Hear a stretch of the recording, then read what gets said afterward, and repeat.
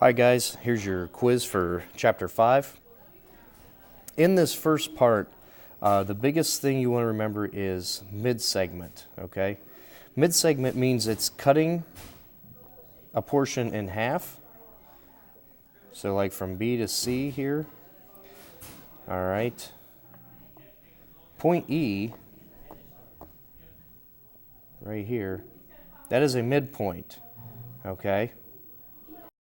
So the rule is that if this segment is a mid-segment, it's cutting this in half.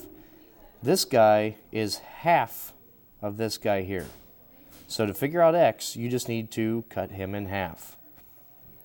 Or vice versa. What's the opposite of cutting? This 6 is half of AB. So we're getting bigger. So what are you going to have to do with 6 in order to get the length of AB? Okay, number 3. Let's see here. What do we got to do here? So again, this is the mid-segment. It's cutting AC in half. So if this is 8, what's this one going to be? Okay, number 4 and number 5. You got to solve for x. Okay. Number 4, real simply, we just want to set these two sides up equal to each other. All right, so you got 3x is equal to 5x minus 20. Now solve for x. Then we also want you to identify the theorem that's used.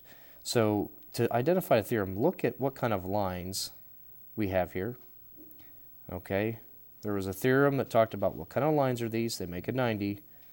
Okay, so that just kind of validates why these two sides are equal to each other. In number 5, all right, we want to look at, right here, we want to solve for x. This is the center point, okay? There's a center point there. So we should be able to use all the tick marks to help solve for x. Actually, I changed my mind. I don't like this. Cross that problem out. Or if you want to do it, I'll give you a bonus point for it. Okay? Up to you. Okay, on these last few questions, we just got to find the value of x. So I'll help you get set up on each of these. Because of our theorems that these two angles are equal and that these are 90s, these two sides are equal. So you set them up equal to each other. 4x plus 5 is equal to 6x minus 9. Solve for x.